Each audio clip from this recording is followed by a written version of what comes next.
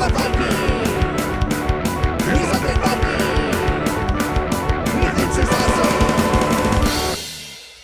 everybody, this is me, Undead Viking. I want to take some time out of your day to talk to you about this game. It is Overlords of Infamy. In Overlords of Infamy, once again, you are the bad guy. You are trying to corrupt the kingdom of good, but you are in a race against the other evil Overlords of Infamy, trying to do the exact same thing. Now, as the game progresses, as you become more and more evil, the end of the game will speed to its conclusion, but only one of you can be that most evil Overlord, and whoever has the most misery points at the end of the game will be the winner. So why don't I show you how to play this sucker. This is a lot of fun. I've had a ton of fun. I love all of this rogues gallery of bad guys, including you know, the evil corgi right there.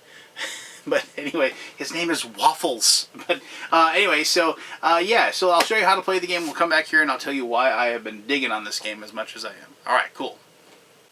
Alright, here we go. This is Overlords of Infamy. I'm going to give you a brief overview of how the game is played. I'm not going to go through turn by turn, if you will, but I think you should have a really good idea of what the basic mechanisms are, and you should have a good grasp of the gameplay when I'm done here. So at the beginning of the game, each person is going to be given one of these Overlords, and you can hand these out randomly. You can roll the die and pick one or whatever.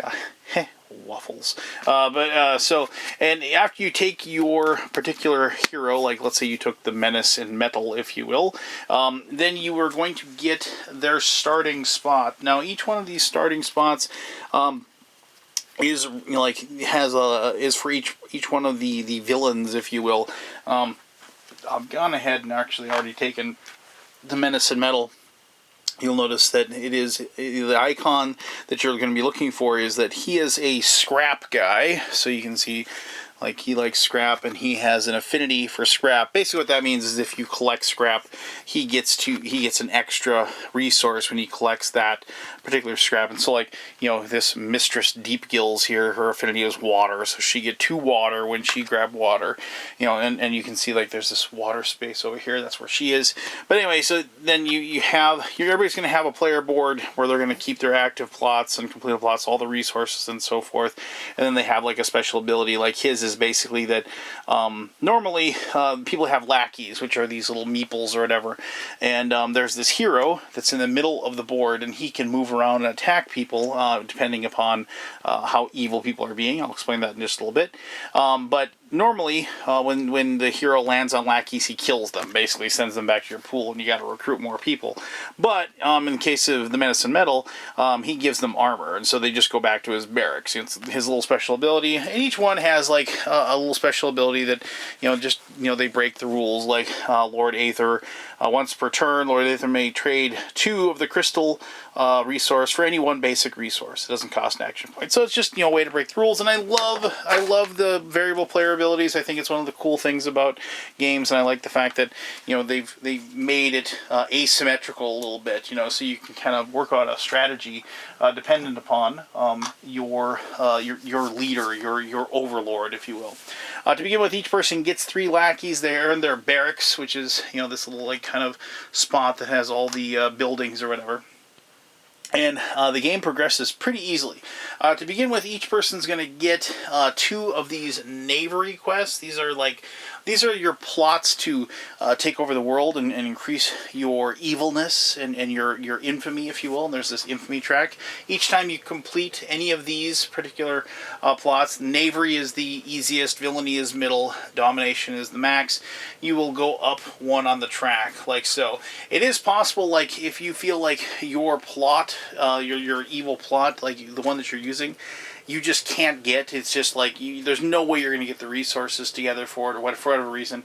You can give it up, and that just, when you do that, though, you lose a point of infamy, and you can't do that if your infamy is 1. You have to have some infamy before you can give infamy away. Anyway, so at the beginning of the game, what's going to happen is that you're going to take your 2 cards, and you're going to look at them, and you're going to decide which one you're going to take as your first evil plot. So here we have arrest dissidents for thought crimes. It'll be worth 3 points at the end of the game if you complete it.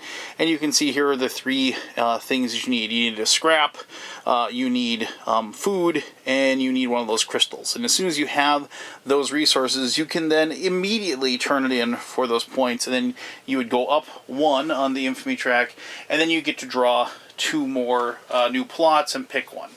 You'll notice that the different colors, blue, yellow, and red. You also notice that these cards are blue, yellow, and red.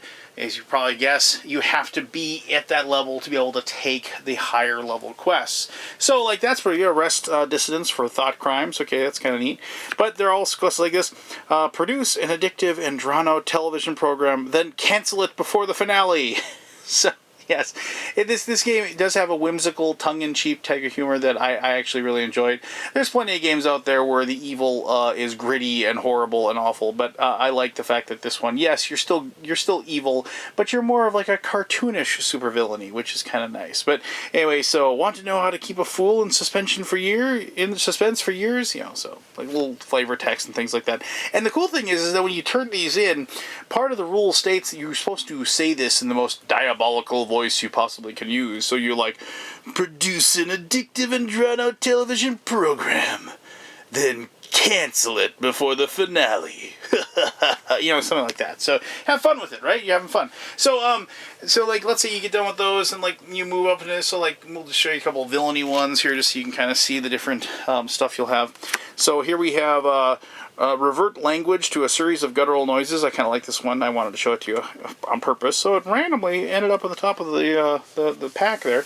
But anyway, so it has an aftermath. So basically after you turn it in, not only you're going to get these points at the end of the game, but the aftermath is that upon completion of this plot until the end of your next turn, all overlords must speak only with grunts and hand gestures. If they speak otherwise, they lose an action point. You get 3 action points a turn. So, you know, it's like, once again, has a kind of a whimsical nature. You can see the cast a spell of constant nightmares. In the aftermath, upon completion of this plot, you may immediately recall up to 3 lackeys. And so, like, normally it costs points to pull lackeys back so you can use them again. But I wanted to show you this one basically because you can see this this particular resource right here. That is a relic. Relics are kept within this kingdom of good, within the castle. And it's kind of tough to see, and I apologize, but this little spot here shows that relic. And relics are actually not like a wooden token, you know, like these are here. You know, these wooden tokens to represent like the stuff that you collect. And mind you, this is a prototype, so you know what you're seeing in front of you might not be indicative of what you're going to see when the game is published. But the relics are just these cards instead. And the cards, you know, just the relics themselves don't do anything. They're just a resource that you can use to complete the plots that you're doing. But, you know, you can only get them when you raid the little center area here. And I'll explain that in just a little bit. And then finally, I just wanted to like show you like a couple of domination ones.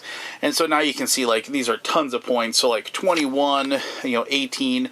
Sound the Gjallarhorn, a relic and a bunch of wood. You know, aftermath at the beginning of your final turn, immediately recall all lackeys. Then add up to 5 lackeys to your back, you know, to your barracks. Or here, manipulate the planet's gravity.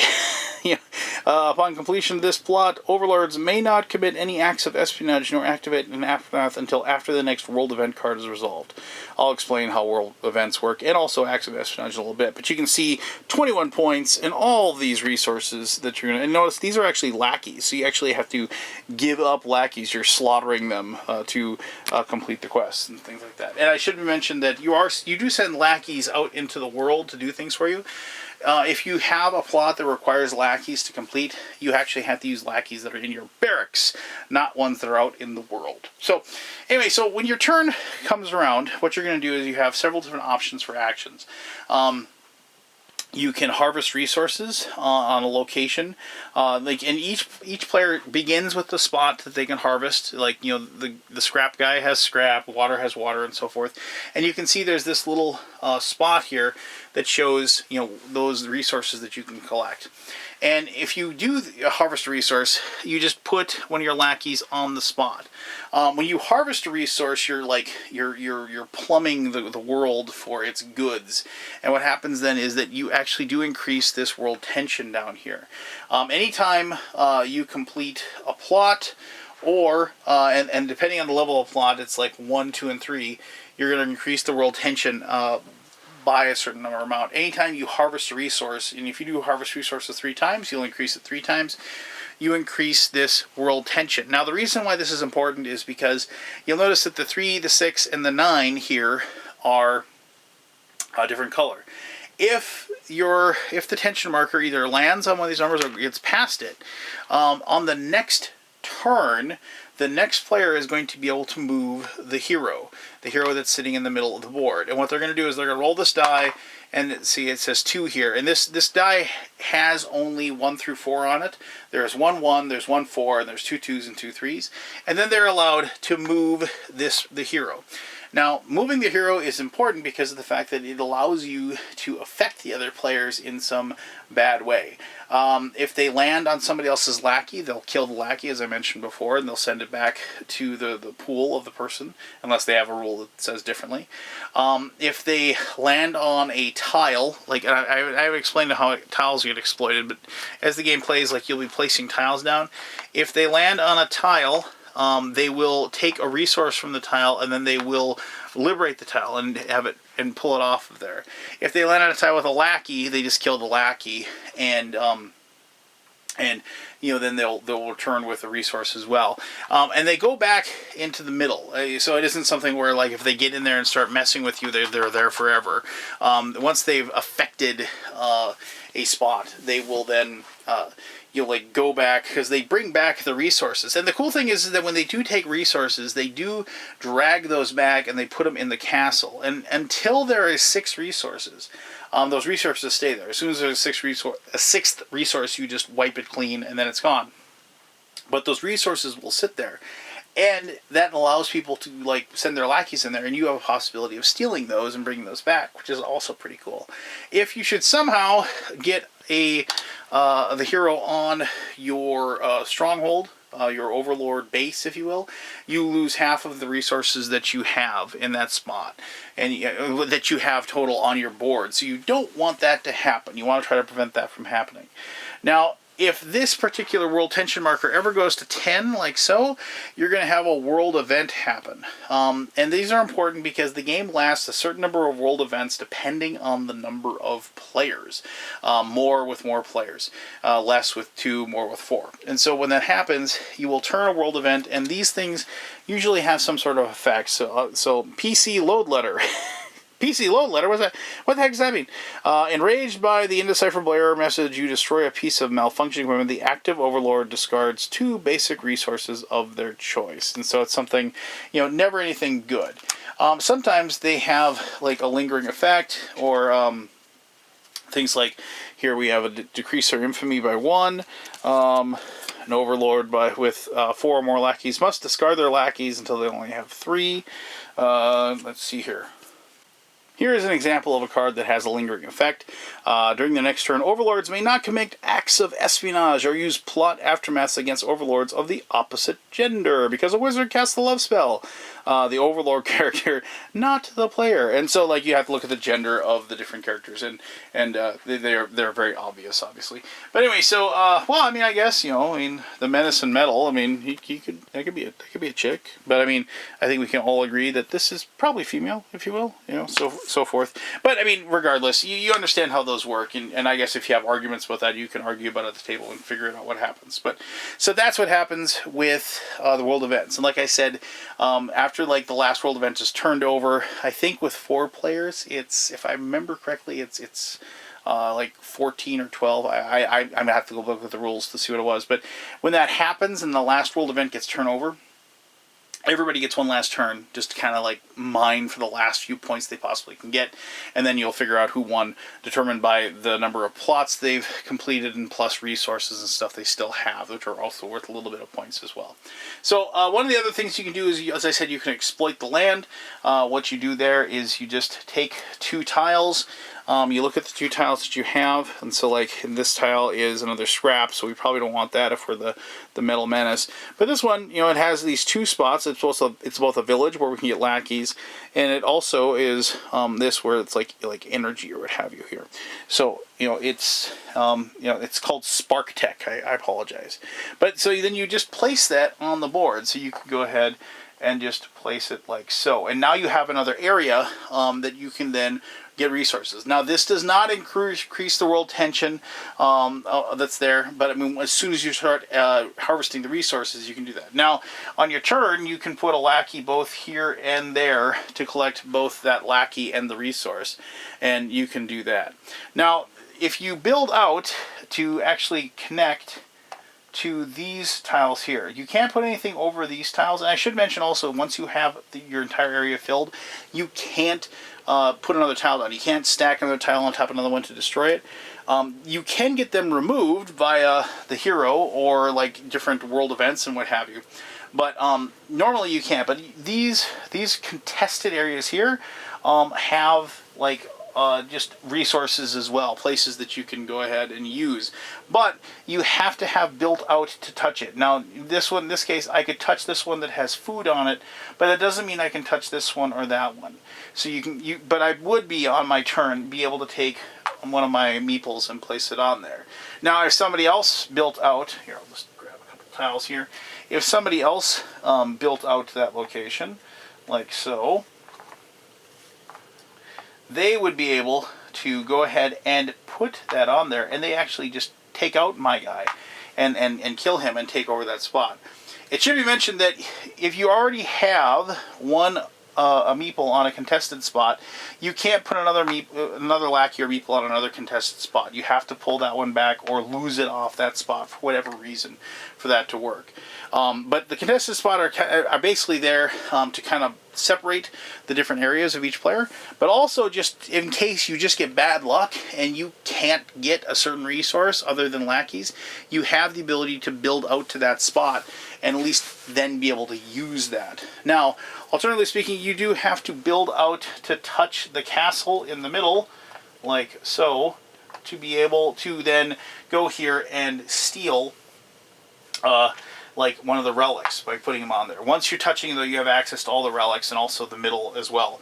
You don't have to build out into the castle, and there, for that matter, or I guess it's called the Kingdom of Good.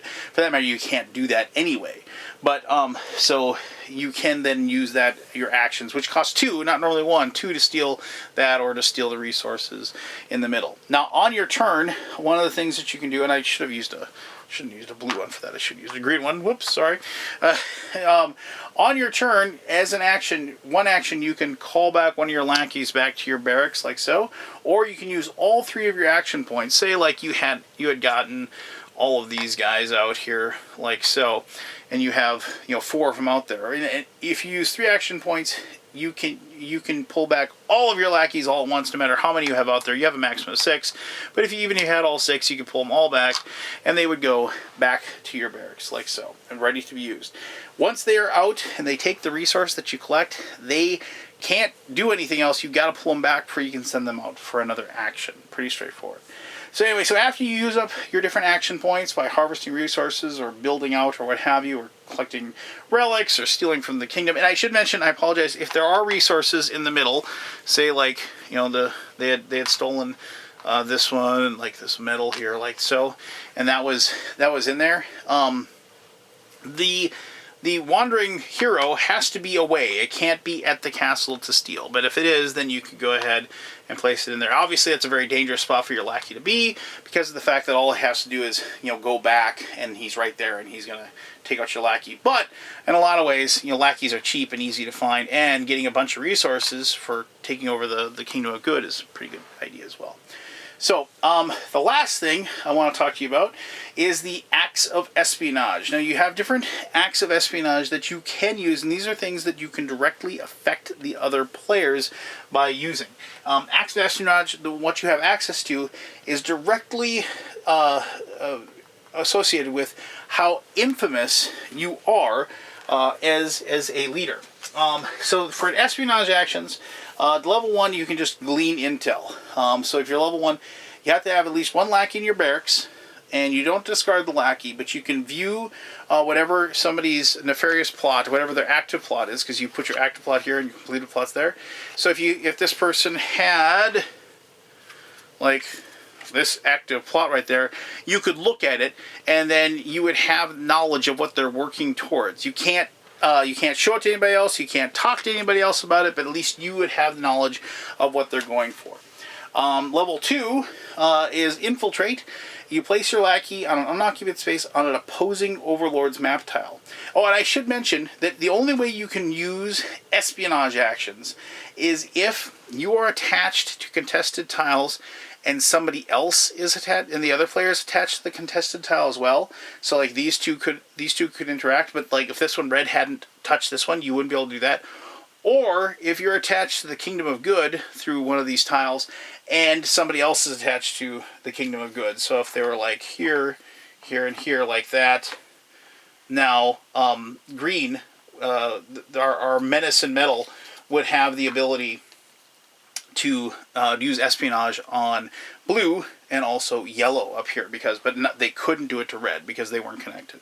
But anyway, so to infiltrate, you place a lackey on unoccupied space on an opposing Overlord's map. So you have one of these guys, and then you take one of the corresponding resources and like to the supply. So you can go there and you can get the like these crystals or what have you. If you place your lackey on a village, instead add a lackey from your lackey pool to your barracks. You don't steal their lackeys. Then an opposing Overlord cannot place a lackey on the same space as your lackey, and you can recall as normal, and that does not increase the tension level. Now, if this happens and you have other people in your spots, let's say we had this one and that one, as an action, you can sweep your area clean on your turn, and that basically hunts out all the dissidents and kills them, and these people get sent back to their pools. They don't get sent back to their barracks, they get sent back to their pools. But that is a way to get rid of those lackeys sitting in your spot. Plus, the fact is that they probably don't want to pull them back so they can use them again anyway, but you can get rid of them earlier. Level 3, you can plunder resources. You discard a lackey from your barracks, meaning you get rid of them. And then choose an opposing Overlord and roll a die. And when you roll the die, let's see what we get here. So I got a 1. So on a 1, you'd steal resource action would fail, which stinks. But on a 2, you take a single basic resource. On a 3, you take 2. And on a 4, you can take 2 basic resources, or you can take one of their relics if they happen to have a relic that you want. I should be mentioned that you can only have 1 relic at any one time. You can't hoard these and keep them so nobody else can do it. So you have to take that. And if you need a relic, it wouldn't make any sense to take one that you don't need. So there you go. So sabotage is the 4th one. You discard a lackey from your barracks and you place a sabotage token on the person's active plot. So if they have an active plot, here, we'll just put that right there. You put it on there. And then if you can put up to 2 on, so successive turns you could do that by discarding a lackey. When they decide to turn that in, they would have to roll a die. If they equal or less than the number of plots, so 1 or 2, the plot would fail when they try to turn it in. In this case, they would get a 4, it would work anyway, but that's a way you can stop people from scoring. I should mention that as soon as you have the resources required to complete your plot, you have to turn it in. You can't just hold on to it and hold on to it and hold on to it. You have to turn in all the resources, including the relic that you used. And then the final one is that you can assassinate. You place your lackey on an occupied space on an opposing Overlord's map tile. The opposing Overlord discards the lackey from the space, and you take 1 of the corresponding resources from the supply. So if you placed your lackey in a village, you would add a lackey from your lackey pool. Then once again, just like the plundering resources, same deal, but that way you get to actually kill the opponent's lackey. I forgot to mention one thing about the sabotage, is that the sabotage, if it fails, you discard half of the basic resources that you. So if I rolled a 1 in this case, so let me just, or a 1 or a 2, and you can see that like this was, you know, revert language to a series of guttural noises. They'd have to get rid of half of their resources that were rounded down, and they would then get rid of any relics that they possibly had. So it isn't completely debilitating if you fails, but it does stink, because then you put that card on the bottom, and then you'd have to draw 2 new plots and try to shoot for those. So there you go. Those are the espionage actions, and those are optional. You don't have to do them if you don't want to. So there you go. That is Overlords of Infamy. Like I said, there's a lot going on as far as you know, like the different spots as far as building them up, but the actions and your options on your turn, the mechanisms and the actions are pretty basic.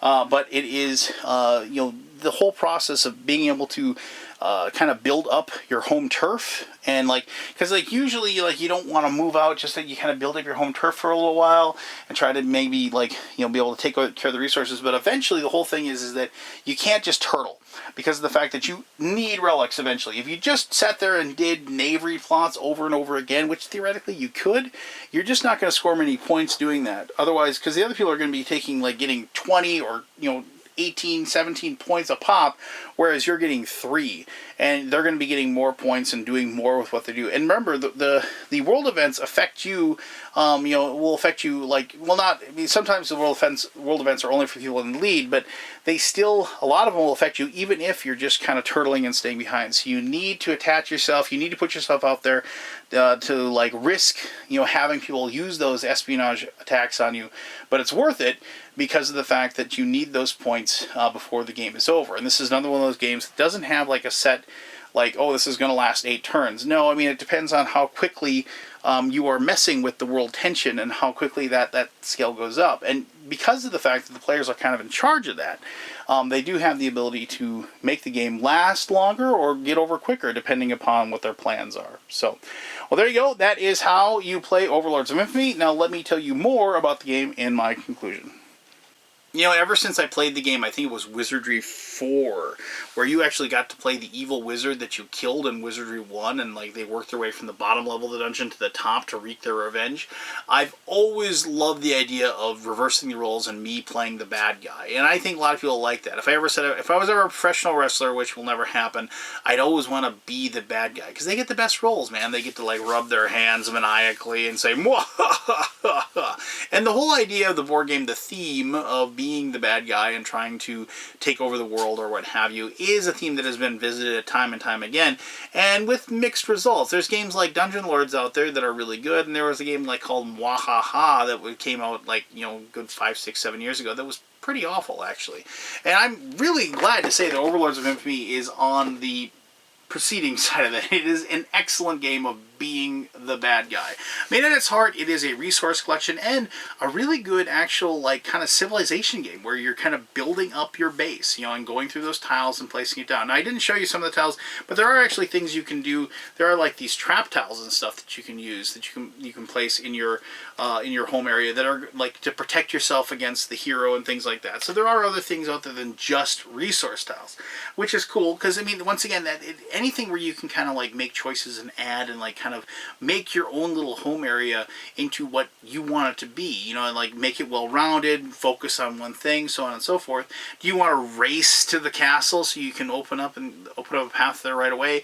Do you want to, like, as I said, kind of turtle for a while and build up what you have, you know, things like that, where you know, it's you get to build your own evil little kingdom. And I like games where I get to build things, where I get to create something and look at it and say, oh, look, I made that. And then of course somebody can come in with the hero and destroy it, but still, you know, it's like I had it for a little while before somebody screwed up my plans.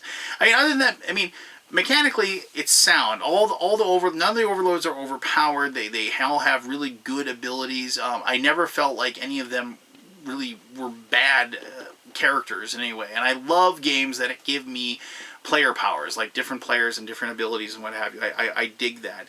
And I really like, I like playing Waffles just because I think it's cool that I'm an evil corgi, but I'm a big fan of just tossing out the cards randomly and you play with what you get. And you know, and then that kind of teaches you to kind of like learn and adapt to the play style that the Overlord gives you. As I mentioned during the gameplay, I like the fact that you, as the players, if you're more evil and doing more things that increase the tension of the world, you're going to cause the end of the game to come quicker. I like that. I mean, if you feel like you're in the lead, you can purposely try to push that forward. But the cool thing about that is that it kind of works against it. That plot or those actions work against you a little bit because of the fact that if you're doing that, you yourself are pushing that infamy marker, I'm sure the tension marker, not the infamy marker, the tension marker up. And that means the next person is going to get to roll that die and move that hero. And the hero is tough. I mean, the hero, like, they get to move that certain number of spaces, and then they can start messing with you. So it's one of those things where it's like you want the person before you to hit that white number and let you draw it. Now, I should mention, I don't think I mentioned this in the rules, but no matter how many of those numbers you hit, you only get to roll the die once. I mean, if you passed the 3 and landed on the 6, you technically had touched 2 of those spots, but you only roll the die once for the move. You don't get to roll it twice. So the thing about it is that the whole game itself is a race against time. And it is also a little bit of a puzzle and a really good resource collection game as well. Presentation-wise, I love the fact that it just looks the way it does. I think it kind of looks like an old-school computer game with the hexes. And I really like the fact that this is a garden game in which you're building your own spot, but it's a garden game where I can come in and destroy your garden. I want to be able to directly affect other people, and I think that is excellent about the game. I love that interaction. I love that negative interaction that people have.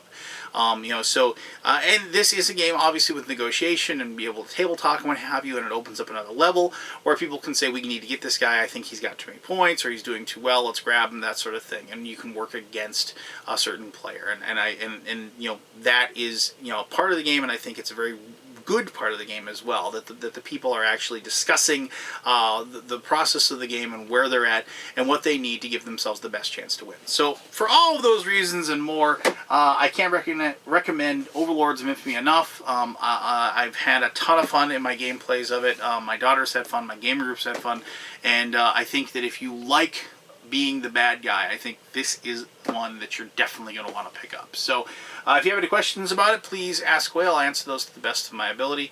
As always, I really appreciate you taking the time to watch this video. And until next time, I'm the Undead Viking, and I'm telling you to have yourself one heck of an awesome day. All right, bye-bye.